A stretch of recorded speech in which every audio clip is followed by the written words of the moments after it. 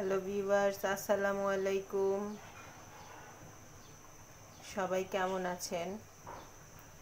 আজকে একটি নতুন রান্না নিয়ে চলে আসলাম। আজকে রুই মাছের ডিম রান্না করব।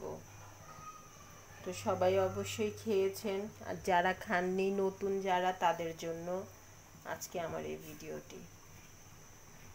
তো আমি ডেইলি যা রান্না করি সেটাই আপনাদের সাথে শেয়ার করি। তো আমার ব্লগটা হচ্ছে ডেইলি রান্নার ব্লগ। তো চলুন স্টার্ট। আমি তেল দিয়ে দিলাম। আমার কড়াইটা আগেই বসিয়ে রেখেছি, গরম হয়ে গিয়েছে, তো তেলটা দিয়ে দিলাম।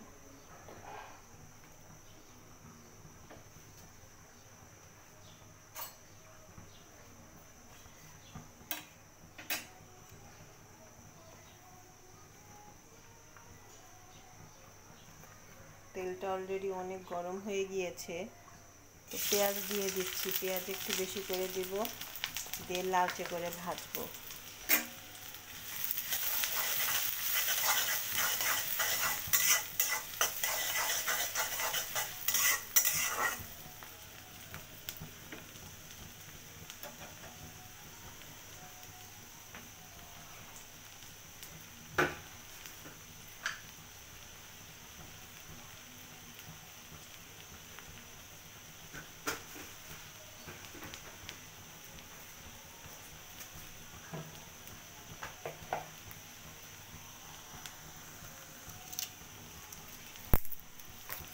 তেজপাতা দিয়ে দিলাম।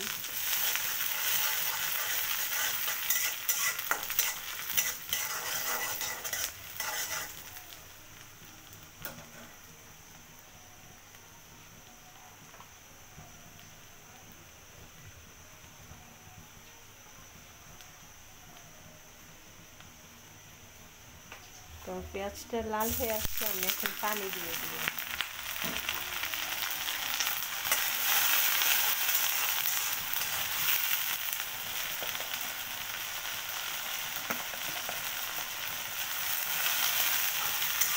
একটু আদা রসুন পেস্ট দিয়ে দিয়েছি, যেহেতু মাছের ডিম রান্না করব, তো রুই মাছের ডিম, তো আদা রসুন দিতে হবে,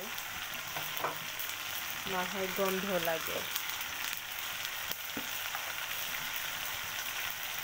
হলুদ দিয়ে দিলাম। এটা একদম মাংসের মশলার মতো, সব মাংসের মশলা যা যা দেয় তা তা দিয়েই রান্না করবো আমি।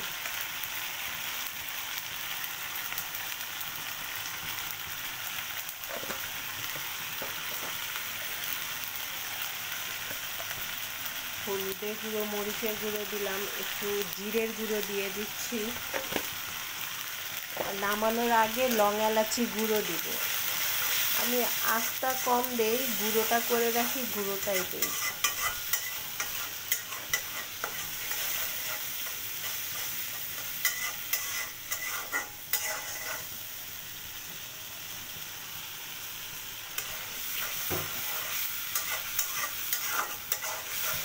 তো মশলাটা কষাচ্ছি, তার সাথে কাঁচামরিচ দিয়ে দিলাম।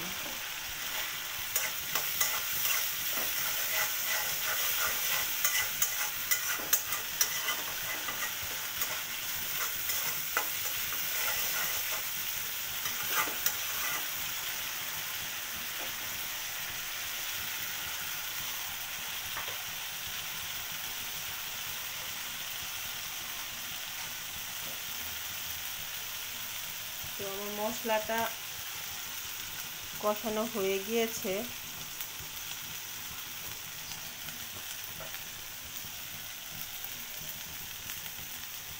তো এই মাছের ডিমটা দিয়ে দিচ্ছি। মাছের ডিমটা দিয়ে দিয়েছি, এখন নেড়ে নেব ভালো করে।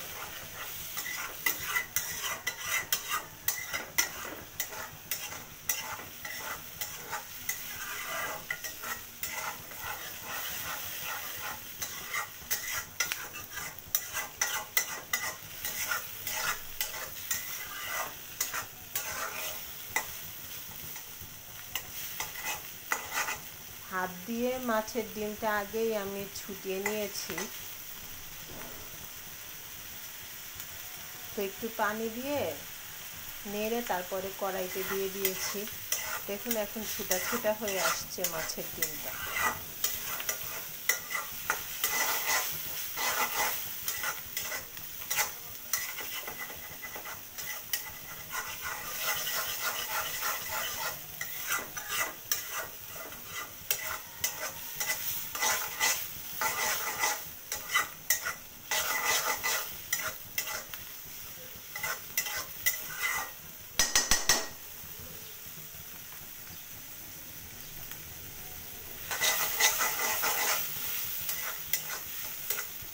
মাছের ডিমটা একটু ভাজা ভাজা করব, তারপরে পানি দিতে হবে।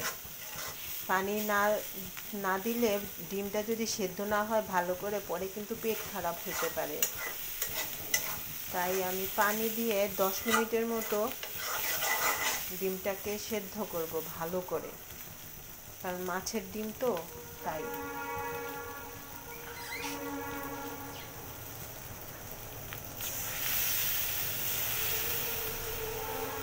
পানি দিয়ে দিলাম।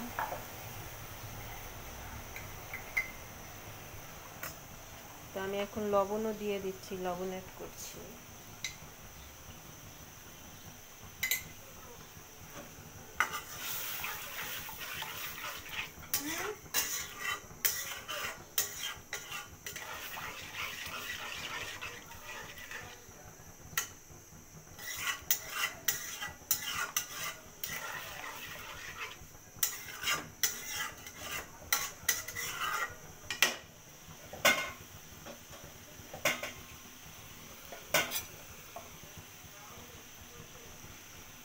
তো আমার ডিমটা বলক আসতে থাকুক, আমি ওয়েট করতে থাকি।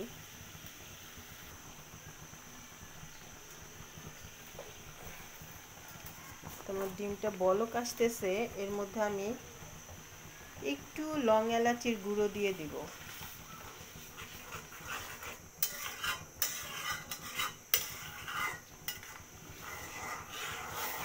এটা টমেটো দিলেও অনেক ভালো লাগে, টেস্ট আসে। তো আমার বাসায় পাকা টমেটোটা শেষ হয়ে গিয়েছে, তাই দিতে পারিনি, তবে ধনিয়া পাতা দিব। তো আমার মাছের ডিমে অলরেডি বলক আসতেছে, পানিটা শুকিয়ে গেলে ভাজা ভাজা করে নিব।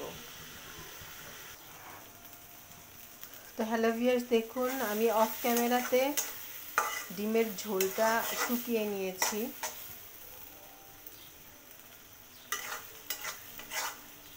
দেখেন ঝোল নেই, কিন্তু এখানে আছে এগুলো তেল, সব উপরে তেল চলে আসছে।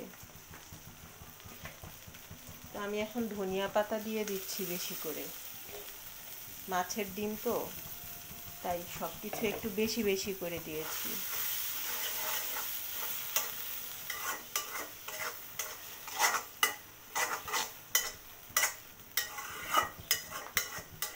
আর সব মশলা তো আগেই দিয়ে কষিয়ে নিয়েছি, তারপরে ডিমটা দিয়েছি, দেখেছেন। এমন পানি দিয়েছি, পানিটাও শুকিয়ে নিয়েছি। তো অফ ক্যামেরায় পানিটা আমি পুরোটাই শুকিয়ে নিয়েছি, এখন শুধু ধনিয়া পাতা দিয়ে একটু নেড়ে নেব। তো এই সাইডে তেল উপরে চলে আসছে, আমি কিন্তু তেল বেশি দিইনি, তারপরেও দেখেন উপরে তেল চলে আসছে।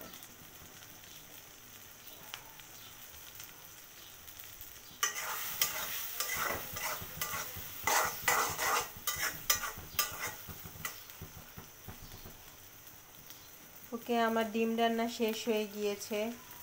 কেমন লাগলো কমেন্ট বক্সে জানাবেন। আল্লাহ হাফেজ।